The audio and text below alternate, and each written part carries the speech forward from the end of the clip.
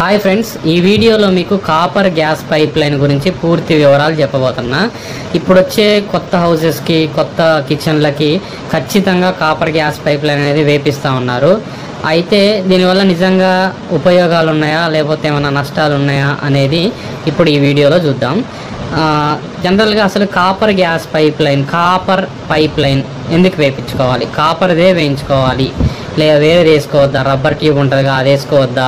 లేకపోతే ఎస్ఎస్ స్టీల్ది కానీ ఐరన్ది కానీ వేరే ట్యూబ్స్ ఏం వాడొద్దా అనేసి మెయిన్ డౌట్. ఎందుకంటే కాపర్ అనేది కాస్ట్లీ ఐటమ్, మనకు అందరికీ తెలుసు. కాస్ట్తో కూడుకున్న వస్తువు కాపరు. సో కానీ అదే వేసుకుంటూ ఉంటాం. మరి అది కాకుండా దాని ప్లేస్లో ఎస్ఎస్ స్టీల్ది వేసుకుంటే ఎట్లుంటుంది? అది కాకుండా ఐరన్ ఏం లేవా? అవి కాకుండా మనకి జిఐ ఉంటాయి కదా, గ్యాలోనైజ్డ్ ఐరన్, ఆ జిఐ కానీ జీసీ కానీ ఇట్లాంటివి ఏమన్నా వేరే ఐటమ్స్ వేసుకోకూడదా అనేసి జనరల్గా వేసుకుంటే ఏంటంటే మనకి హీట్ని ఈజీగా అబ్జర్వ్ చేస్తూ ఉంటాయి.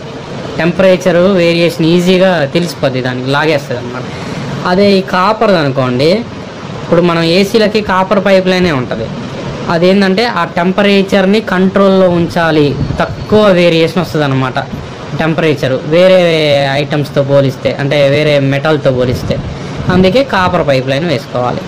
మరి ఇది మనకు first floor, second floor, third floor ఇట్లా లెంత్ ఎక్కువ పెరుగుతున్న కొద్దీ వేరే ఏ పైప్ లైన్ వేసినా కానీ టెంపరేచర్ బాగా చేంజెస్ వస్తాయి టెంపరేచర్లో. కానీ కాపర్లో మాత్రం టెంపరేచర్ వేరియేషన్ రాదు, అందుకే కాపర్ని ఎక్కువ వాడతారు. నెక్స్ట్ ప్రెషర్ అనేది కాపర్లో డ్రాప్ అనేది చాలా తక్కువ, ప్రెషర్ డ్రాప్ పర్సంటేజ్ అనేది చాలా తక్కువ ఉంటుంది. వేరే సిలిండర్ కింద నుంచి పైకి మోసుకురావడం బాగా ఇబ్బంది అవుతూ ఉంటుంది. అలాంటి వాళ్ళకి ఏంటంటే first floor, second floor, third floor ఇట్లా ఉంటారు కదా, వాళ్ళకి కింద పెట్టేసుకొని పై వరకు మనం పైప్ లైన్ వేసుకున్నాను అనుకోండి, పైన ఒక వాలు, కింద ఒక వాలు, సిలిండర్ దగ్గర ఒక వాలు, స్టవ్ దగ్గర ఒక వాలు ఇచ్చుకుంటే మనం ఇన్స్టెంట్గా స్టవ్ దగ్గర ఇమీడియట్గా ఆపేసుకోవచ్చు. ఇంకా సిలిండర్ చేంజ్ చేసుకునేటప్పుడు కింద ఆపేసుకొని తీసుకోవచ్చు, ఊరికి వెళ్తున్నప్పుడు కూడా కింద ఆపేసుకోవచ్చు. అట్లా 2 వాల్స్ ఇచ్చేటట్టు పెట్టుకోండి, అది మెయిన్. అయితే హౌస్ కన్స్ట్రక్షన్లో ఉన్నప్పుడే మీరు ఇది ప్లాన్ చేసుకున్నారనుకోండి, మంచిగా గోడల లోపల నుంచి మనం గాడి కొట్టుకొని వేసుకోవచ్చు. అట్లా కాకుండా చాలామంది హౌస్ అంతా అయిపోయాక కాపర్ లైన్ గురించి ఆలోచిస్తూ ఉంటారు. వాళ్ళకి ఏమవుతుందంటే మొత్తం అది ఆక్వర్డ్గా కనబడుతూ ఉంటుంది చూడ్డానికి. దీనివల్ల చాలా సేఫ్టీ ఉంటుందండి. మెయిన్ మనకి సిలిండర్లో ఏదన్నా ఫాల్ట్ వచ్చినా కానీ ఏమైనా వచ్చినా కానీ ఈ బ్లాస్ట్లు అనేవి తగ్గించడం కోసం ఈ సేఫ్టీ లైన్ అనేది మనం నెక్స్ట్ పైప్ లైన్ వేసుకున్నాక ముఖ్యంగా చాలామంది కొన్ని కంప్లైంట్లు వింటూ ఉంటారు, నేను పైప్ లైన్ వేసుకున్నా మా సిలిండర్ తొందర అయిపోతుందండి అని అంటూ ఉంటారు. ఎందుకంటే తొందర అయిపోయేది, పైప్ లైన్లో ఎక్కడైనా లీకేజ్ ఉంటే ఖచ్చితంగా తొందరగా సిలిండర్ అనేది అయిపోతూ ఉంటుంది. మరి అది లీకేజ్ ఎట్లా అంటే పైప్ లైన్ వేయంగానే లీకేజ్ టెస్ట్ చేసుకోవాలన్నమాట. లీకేజ్ టెస్ట్ చేసినప్పుడు మనకు తెలిసిపోద్ది, వాల్ దగ్గర కానీ ఆ నిప్పల్స్ దగ్గర కానీ ఎక్కడైనా లీకేజ్ ఉందనేది అర్థమైపోద్ది. సో అప్పుడు ఆ లీకేజ్ని మనం అరెస్ట్ చేసుకున్నాం అనుకోండి, అప్పుడు సిలిండర్ కూడా ఎక్కువ రోజులు వస్తుంది. చాలామంది పైప్ లైన్ లీకేజ్ని అట్నే పట్టించుకోకపోవడం వల్ల ఆ సిలిండర్లు తొందర అయిపోతూ ఉంటాయి. మెయిన్ అదొకటి. కాపర్ అనేది ఓపెన్ కాపర్ వాడకుండా షీల్డెడ్ కాపర్ దొరుకుతుంది అనమాట పైపు. ఇప్పుడు ఇక్కడ చూస్తున్నారు కదా మీరు, బ్లూ కలర్ షీల్డింగ్ చేశారనమాట. అది పీవీసీ షీల్డింగ్, 2 mm మందం ఉంటుంది అనమాట దానిపైన. అది ప్రొటెక్షన్ కోసం. ఇప్పుడు మనకు కాపరు ఉంటుంది, దానిపైన ప్రొటెక్షన్ లేయర్ లాగా ఇది ఉంటుంది అనమాట మనకి. ఎందుకంటే ఎండకు ఎండుతుంది, వానకు తడుస్తుంది, ఏమైనా కానీ దాని లైఫ్ ఉండాలి కదా, 15-20 years ఉండాలి. కాబట్టి ఆ ప్రొటెక్షన్ షీట్ ఉందనుకోండి, అది ఎక్కువ కాలం ఉంటుంది. అందుకోసం అట్లాంటిది పెట్టించండి. బేర్ బాడీ అంటే ఓన్లీ కాపర్, దానిపైన ఏం ప్రొటెక్షన్ షీల్డింగ్ లేకుండా ఉన్నాయి కూడా వేపిస్తూ ఉన్నారు ఈ మధ్య. అట్లా చేయకండి. అట్లా చేస్తే తొందర టెంపరేచర్ వేరియేషన్ వస్తుంది, ఆ మెటల్ కూడా తొందర ఖరాబ్ అయిపోతుంది అనమాట, లైఫ్ ఉండదు.